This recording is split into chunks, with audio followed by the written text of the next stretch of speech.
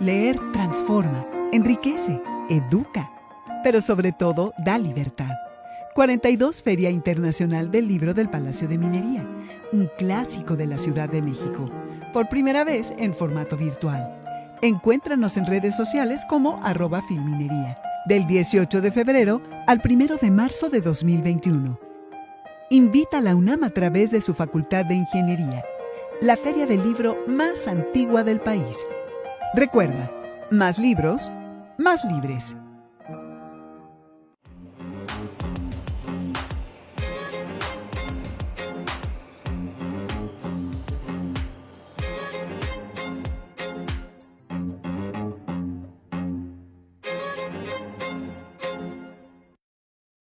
Y colorín colorado, esta feria se ha acabado y colorado colorín, los días feriados llegaron a su fin. Este es nuestro último programa, pero antes tenemos una hora entera para hacer un recuento sobre una situación que desde luego van a tener muy presentes las grandes protagonistas también de las ferias, las editoriales. A ellas les vamos a dedicar este último programa. Y antes, pues vamos a platicar con nuestra invitada y vamos a tener cápsulas. Hola, Julia, ¿cómo estás en este último día? ¿Cómo estás, Laura? Muy contenta y muy triste al mismo tiempo. Como decía el clásico Catulo, que odio y amo. Yo no odio y sí amo, pero estoy contenta y feliz. Estoy feliz de estar aquí, pero pues sí, ya se nos acabó. Sin embargo, bueno, hoy queremos que estén en contacto con nosotros a través de nuestras redes sociales, Facebook y Twitter, @TVUNAM, Instagram TVUNAM Oficial, #Días Feriados, Prende TVUNAM y por supuesto en Facebook Live. Esperamos que nos acompañen. Pues ahí estaremos encantados de recibir todos sus comentarios y agradecer, por supuesto, a toda la gente que ha estado escribiendo en estos días y que nos ha estado acompañando. Ya es pronto todavía para empezar con las despedidas, pero bueno, para ir ya agradeciendo desde ahora. Agradecer también a las editoriales que han hecho un gran esfuerzo durante toda esta pandemia para hacernos llegar los libros hasta nosotros. Ha habido gente que ha podido leer mucho más que en otras situaciones, porque ha tenido más tiempo, pero las editoriales han tenido que enfrentar grandes retos y grandes pérdidas, porque efectivamente no han podido hacer mucho de su labor. A ellas queremos dedicar este último programa y empezaremos escuchando las voces de Ariana González Santos, gerente general de Almadía, una de esas editoriales que además hace poquitos años celebraba su cumpleaños 16, o sea que también es para aplaudir, para festejar semejante pues cifra, ¿no? Llegar a 16 años. Y bueno, hizo una alianza, Julia, con ERA y con Sexto Piso, ¿verdad? Así es, hicieron una alianza que resultó muy productiva porque ofrecen combos de libros, descuentos especiales, se apoyan unos a los otros y la verdad es que muy interesante. Las tres son editoriales independientes, las tres como vamos a ver pagan renta, las tres tienen un equipo que sostener, en fin, y nos van a contar cómo fue o cómo ha sido, porque no hemos terminado, cómo ha sido pues negociar todas las condiciones frente al lector y también mantener a su base. Vamos a escuchar, como bien decías, a Ariana González.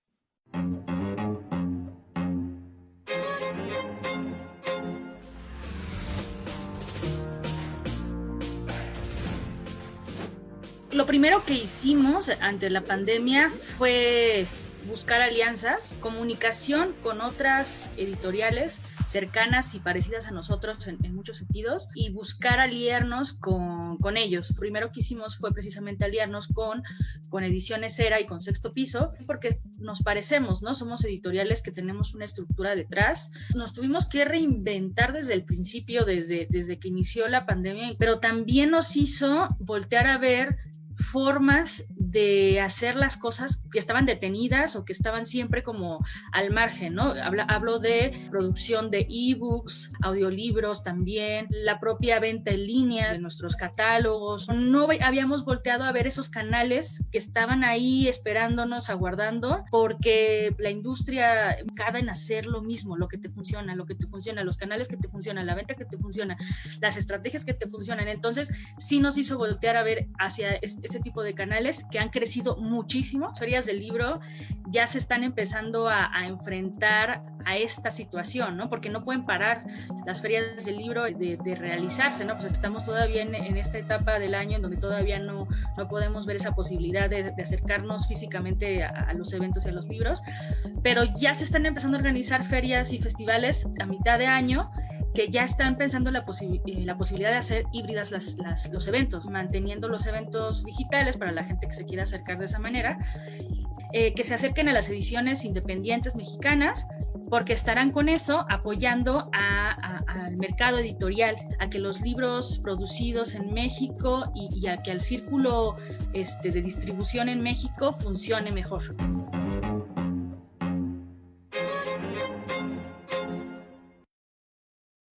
Y bueno, la literatura es un riesgo en alguna medida, aunque también da vida. Yo digo que no necesariamente me da de comer, pero sí me alimenta. Y vamos a platicar ahora con una chava, perdón que te llame así, pero sí, eres una chava, una invitada padrísima, valiente, amante de los libros, que a fines del año pasado, sí, en plena pandemia, lanzó una editorial, ¿por qué no? Bienvenida, Gwendolyn Perla, directora de Perla Ediciones, que además es precioso el diseño que tienen y es lo primero que te quiero preguntar. Pero bueno, primero, bienvenida y luego cuéntanos un poco sobre el diseño de los libros de Perla Ediciones, que desde ya me parece que es extraordinario, llama la atención y además pone un sello. Si yo he visto 3 portadas, ya sé que eso es Perla Ediciones. Hola, Julia, gracias por la invitación. Hola, Lau, qué emoción, qué honor ser invitada a su programa. El diseño, Julia, es una cosa bien interesante porque aquí a grandes rasgos te platico que nosotros teníamos un equipo de diseño, unos chavos padrísimos que se llaman Estudios Sí. Yo vengo del mundo de la edición, digamos, corporativa. Estuve muchos años en una editorial muy grande y de allí pues conozco gente muy valiosa, muy talentosa en todos los ámbitos, ¿no?, que entraña la publicación y la edición de un libro. Y entonces cuando salí y decidí emprender esta locura, como bien insinúas, porque es lo que es, llamé a la gente con la que me había sentido súper cómoda trabajando durante 12, 13 años, ¿no? Y nosotros teníamos un prototipo de diseño, y por prototipo me refiero a cómo iban a hacer, cuál era el diseño tanto de interior, la caja de texto, como los forros, como la identidad gráfica, los pantones que iban a regir, digamos, Perla Ediciones. No obstante, y esta es una de las grandes sorpresas, y ha sido muy afortunada, pienso yo, y para mí muy sorprendente, es que nosotros teníamos ya todo, entre comillas, dispuesto para que así se hicieran los libros, pero al involucrar a los ilustradores, quien terminó en realidad, y aquí yo siempre le agradezco, lo quiero, lo admiro profundamente, quien en realidad acabó determinando cuál iba a ser la línea gráfica de los libros de Perla Ediciones fue Gabriel Pacheco. Porque a Gabriel le dijimos más o menos qué teníamos en mente. Estas son las primeras 2 ilustraciones que nos mandó Gabriel, del Rey Mono. Sí, increíble. No, y además el tacto, ¿no? Gwendolyn, también hay que hablar de ese papel que usaron. Sí, el papel es, miren, la cubierta tiene un acabado que se llama soft touch. Esto que ven aquí es UV a registro. Tenemos, por supuesto, solapas, y yo tenía una obsesión con las guardas de acantilado, las guardas texturizadas de las grandes editoriales, ¿no? Yo llegué muy girita a la imprenta y yo, me metes guardas texturizadas, mega pro, ¿no? Y cuando me da la cotización dije, ¡ay, no! Entonces, lo que hicimos fue dentro de la tripa del libro incorporar estas falsas guardas, ¿no? Jugando un poco con el logo, y esto abre y cierra todos los libros de Perla Ediciones. El papel que usamos es un papel tratado con pasta química, que garantiza que el papel no se amarillente en 100 años, eso es firmado, ¿eh? No vamos a estar aquí para comprobarlo, pero... Y está cosido, porque a mí me fascinan los libros cosidos, y lo que quería es hacer esto y hacerlo bien. Y el que determinó finalmente de verdad la paleta fue Gabriel. O sea, Gabriel entregaba las ilustraciones, lo confrontábamos con lo que teníamos, y los chicos tuvieron que rehacer todo el concepto para que fuera armonioso con lo que había determinado Gabriel, y en función de esos pantones finales construimos la página web y dimos, como tiramos línea a los otros ilustradores, así es como se... Oye, Gwendolyn, pero vamos un pasito para atrás, porque tú decías que habías trabajado en un corporativo, estuviste años siendo editora en Penguin Random House, ni más ni menos.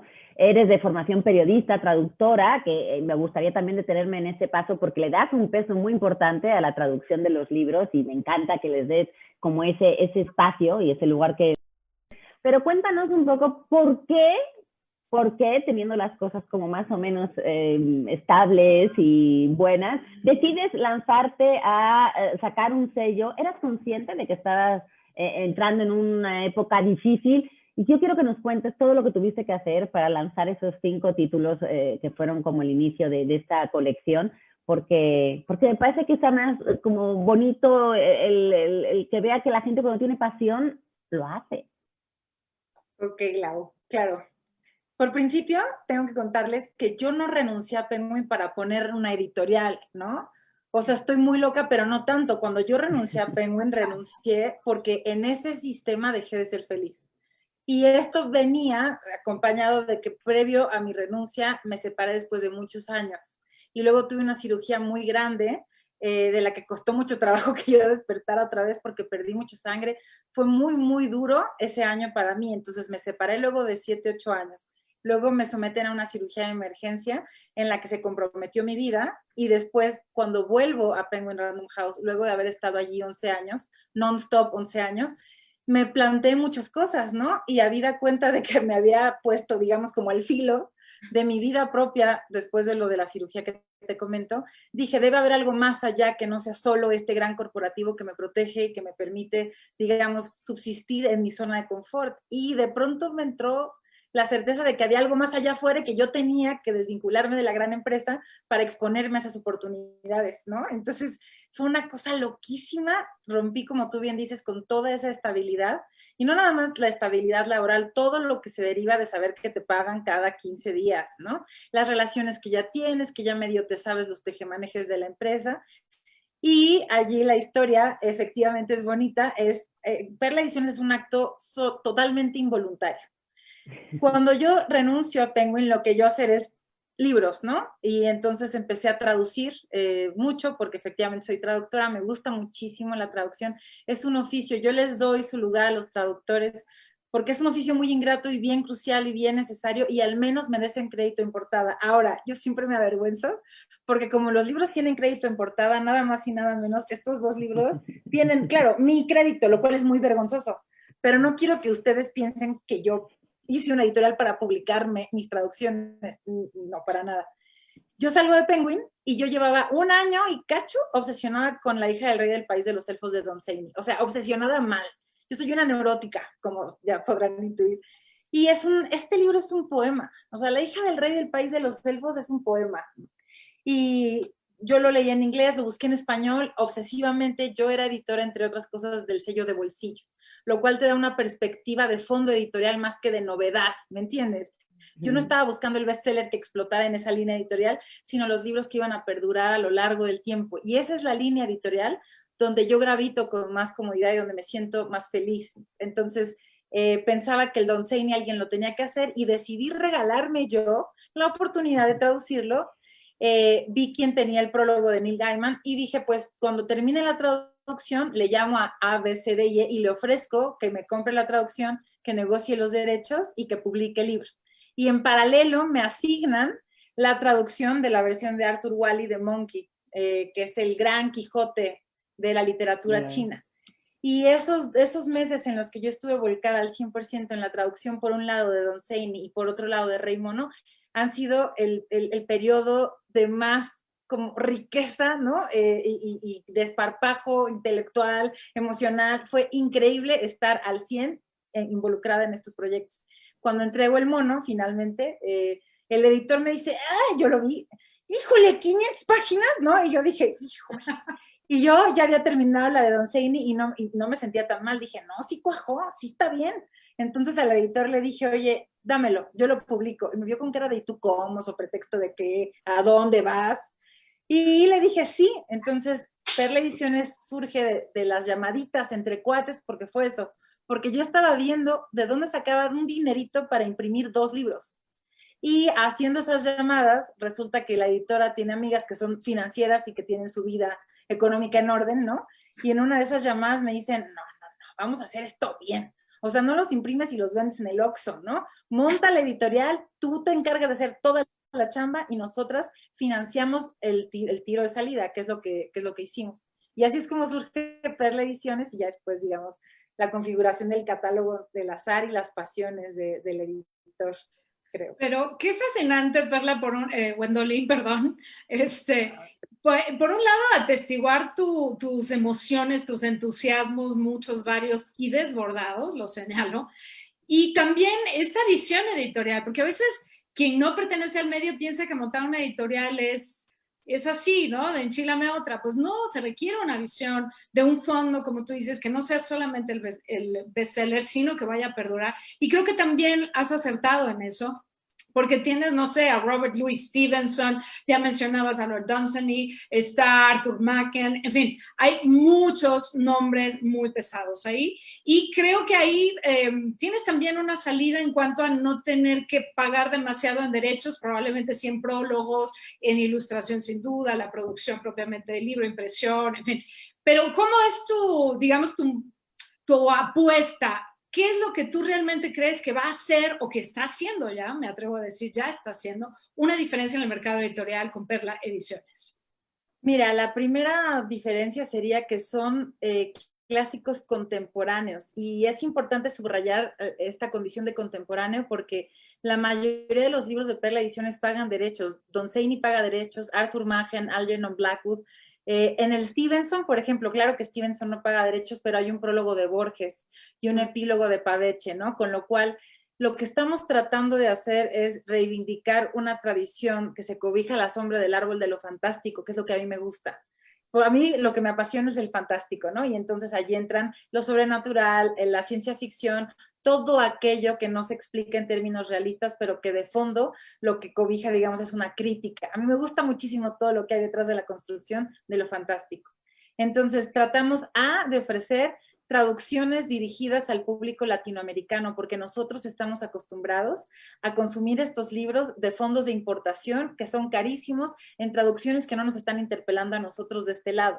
Y la otra cosa es, la neta sí es hacer una declaración de principios y es, estos libros hechos en México para el mundo tienen los estándares altísimos que puedes esperar de las editoriales que amas y con las que te has formado desde chico, como lo pueden ser en este caso. A mí me gusta pensar que es un cruce un poco entre lo que sería Siruela y Valdemar. Pienso que como yo de allí he abrevado para construir mi cabeza como lectora, esto es lo que Perla Ediciones trata de hacer. Y la otra cosa es eso, ofrecer un libro que como objeto es precioso, que la gente reciba el libro y diga, qué bien que invertí el dinero. Y nos ha pasado que la gente vuelve por los otros libros, o sea, la gente compra uno o dos y después vuelven para completar esta colección involuntaria, porque efectivamente dialogan entre sí. Quiero pensar de forma muy optimista que estamos construyendo un fondo editorial que aspira a coronarse como una colección de ciertas bibliotecas de los lectores apasionados como nosotros. Se lanzaron 5 títulos al principio, se acaban de anunciar la preventa de otros 4, ahora nos das ese dato y nos lo confirmas, pero a mí me gustaría,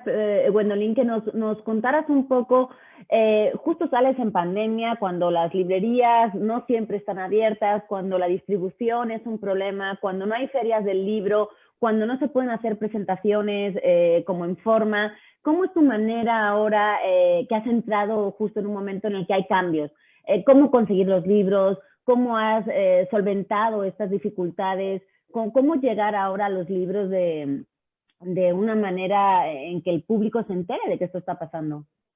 Sí, bueno, todo está ocurriendo en línea, básicamente, ¿no? En realidad, yo trabajo con puros muertos, ¿no? De momento, con lo cual no es como que pierda el shot para la presentación en la Rosario Castellanos. De lo que me he cerciorado es de tener los libros en todas las librerías, todos los libreros que se han acercado. Y nosotros proactivamente, por supuesto, hemos buscado todas cuantas ventanas de distribución y exhibición virtual exista. Y lo que sí hizo la pandemia es que nosotros desde el principio planteáramos el e-commerce directamente. Y eso no hubiera ocurrido si no hubiera habido pandemia. Pues, Gwendolyn, qué placer es saber de estas locuras. Nos encanta la gente loca como tú, que se avienta a hacer algo que le apasiona, y sobre todo si la pasión tiene que ver con libros. Así que muchas felicidades por Perla Ediciones. Creo que tiene un camino muy interesante que recorrer por muchos años adelante. Lo digo como lectora absolutamente desaforada. Y pues gracias por estar aquí en Días Feriados y por ser nuestra invitada de este programa de cierre que quisimos dedicar a las editoriales independientes y a gente como tú. Así que gracias por estar aquí. Muchísimas gracias a ustedes, chicas. El honor es todo mío. Muchas gracias, Gwendolyn. No pierdan de vista y de verdad háganse con uno de los títulos de esta editorial, porque, como decía Gwendolyn, van a querer el siguiente y el siguiente y el siguiente y van a hacerse los más fans. Pues ahora sí, vamos con la última cápsula de esta serie de Días Feriados. En esta ocasión vamos a hablar de los pergaminos. ¿Habían oído alguna vez hablar de esta cofradía? ¿Cuándo se originó? ¿Quién la originó? ¿Por qué se originó? Bueno, pues Edgar Pulido se tomó la molestia de hacer una investigación, de escribir un guión y de realizar la siguiente cápsula donde nos vamos a enterar sobre la asociación cultural más antigua de México. Durante la presidencia de don Venustiano Carranza, el gran suceso político fue evidentemente la promulgación de la Constitución de los Estados Unidos Mexicanos en 1917. Pero el gran suceso cultural fue la muerte de Amado Nervo, que era el poeta de América en ese momento. No fue un luto nacional, no fue un luto regional, fue un luto verdaderamente continental y mundial, la muerte de Amado Nervo. Ese cortejo impresionante que parte desde Montevideo y va haciendo escalas sucesivas para arribar varios meses después a México, es algo verdaderamente asombroso. Además, la muerte de don Amado Nervo tuvo también una consecuencia que nos creó un vínculo que llega hasta el día de hoy, y fue que precisamente para cubrir los sucesos de este recibimiento, el periódico Universal envió a dos reporteros, uno gráfico y el otro más propiamente prosístico, para que cubrieran esta llegada. El reportero gráfico fue nada más y nada menos que el famoso García Cabral, el Chango, el gran dibujante, gran humorista, que ya había conocido a Nervo durante su estancia en París. y además un reportero que en realidad era un cronista social y taurino, que era don Manuel Horta. Entonces, allí se conocen estos dos personajes, de tal suerte que así se formó. Ahí nació el 10 de noviembre de 1919, con la llegada de los restos de Amado Nervo, se constituyó lo que después vendría a ser la ilustre cofradía de los Pergaminos, que ya hemos cumplido más de un siglo. Precisamente para conmemorar esos primeros 100 años, hicimos un libro que en gran parte es también la historia de México, de tal suerte que se fundó este grupo de una manera informal, aunque ahora ya está constituido como una asociación civil con todos los requisitos, y nos reunimos una vez al mes en casas alternas y compartimos buena conversación, intercambiamos opiniones de cultura, de literatura, de la actualidad nacional, internacional, en fin, es un grupo muy, muy diverso, pues es, digamos, la asociación cultural privada, yo creo que más antigua de México, pues 100 años ya, y nos mantenemos en plena vitalidad a pesar de los 100 años que ya tiene esta cofradía.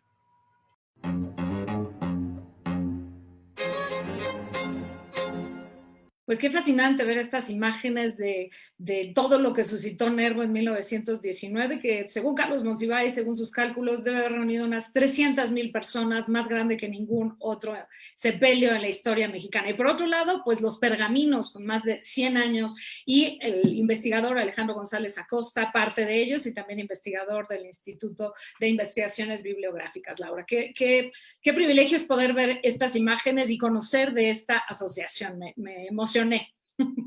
Y tener esas imágenes, ¿no? Tan antiguas y poder ver tan cerquita un evento tan lejano. Y tan cerquita que tenemos el final. Y Julia, es momento ya de regalar el último libro de esta serie.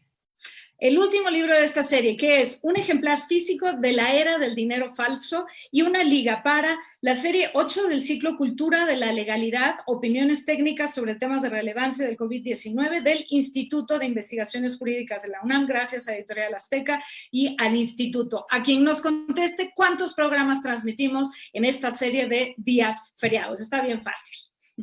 Esta se la dimos bien barco, como todas las fragatas y los buques que hemos visto en esta cápsula. Pues momento de despedirnos, no sin antes agradecer, por supuesto, la Feria Internacional del Libro del Palacio de Minería, que siempre nos acoge y en esta ocasión por 6º año consecutivo. Muchísimas gracias por este esfuerzo que han hecho durante estos días y esperamos verles el año que viene, ahora sí, presencialmente. Gracias, por supuesto, a TV UNAM, liderados por su director, Iván Trujillo, a Diana León y a ese Ian que ya tenemos entre nosotros. Le damos la bienvenida a Silvana, a Verónica, a Alberto, a Eunice, a toda la gente, a Fernanda, a Monse, que han estado aquí al pie del cañón día con día y que han hecho posible en otros momentos les señalaríamos así, pero en este caso les vamos a señalar así porque están en ventanitas. Y ha sido un placer, Julia, qué días tan feriados, tan de fiesta, qué bonitos, qué bien lo hemos pasado. Qué días tan letrados, de esos que nos gustan. Y sí, un abrazo enorme para ti y un abrazo enorme para todo el equipo que hizo posible este esfuerzo descomunal, tanto de la feria como de estas transmisiones por parte de TV UNAM en su compromiso por difundir siempre la cultura, no solo entre universitarios, sino al público en general. Así que muchas gracias a todos, gracias a ti, Laura, y sobre todo gracias a ti que nos estuviste sintonizando tarde a tarde, acompañándote de nosotros. Y bueno, pues nos vemos el próximo año y nos abrazamos el próximo año, Laura. Gracias. Vivan las letras. Hasta el año que viene.